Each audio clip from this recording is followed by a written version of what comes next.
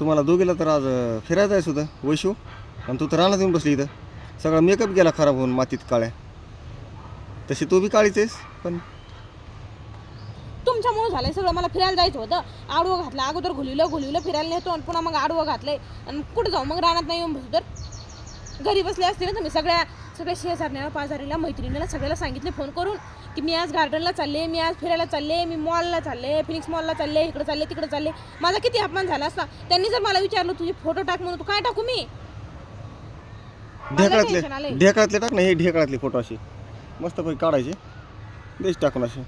माझी म्हणजे माझा कमीपणा झाला. तुम्हाला मजा वाटते ना? तुम्हाला आवडतं ना माझा कमीपणा झालेला? त्यात काय कमीपणा आहे? मग मी सगळ्याला ओरडू सांगितले सकाळपासून. आज सुट्टी घेतली, फिरायला मला फिरायला जायचंय, मला फिरायला जायचं. इतकी मस्त तयार झाले मी, साडी बिडी घालून.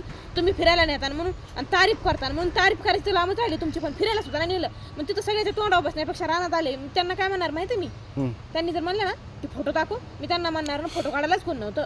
मला लोखंडे साहेबांनी सोडलं फिरायला. लोखंडे साहेब गेले ट्रिप घेऊन, मग मला फोटो काढायला कोण नव्हतं. मी फोटो नाही काढे म्हणणार मी, माहिती का? म्हणून येऊन बसले मी रानात. आता 2 तास झाले अजून. नाही, इतकं मोठेपणाने सांगायची गरजच नाही, इतकं खोटं बोलायची गरज नाही. तुमच्यामुळे झालंय सगळं. तुम्ही कशाला म्हणले मला फिरायला जायचंय म्हणून? मग मी सांगितलं मोठ्यापणाने मला जायचंय फिरायला म्हणून. मी आरो म्हणलो का? सांगितलं तर मी म्हणलो का तुम्हाला? सांगितलं तर मी कशाला म्हणले असते मला फिरायला जायचंय म्हणून? मी स्वतःहून कधी तुम्हाला म्हणते का मला फिरायला जायचंय, मला इकडं नाही, मला तिकडं नाही, मला हे घ्या ते घ्या? आजपर्यंत कधी म्हणले का मी? नाही म्हणत आहे. तुम्हीच मला खोड काढून देता, तुम्हीच मला झोपेतून जागा करता. आपण इकडे जाऊ, आपण तिकडे जाऊन पुन्हा मग असं फुगून बसायचं. तुमची हीच खोड आहे. 9 वर्ष झालं पण मलाच अक्कल नाही. मलाच देवानी बुद्धी कमी दिली आहे. मलाच मेंदू नाही आहे, डोकं नाही आहे, माझं खोकं आहे, मीठ भरलेलं आहे की तुमच्यावर मी एवढ्या पटकन विश्वास ठेवते. नवरा म्हणजे उशाचा साप असतो, ते कधी डसन ना ते सांगता येत नाही. अशी गत आहे तुमची.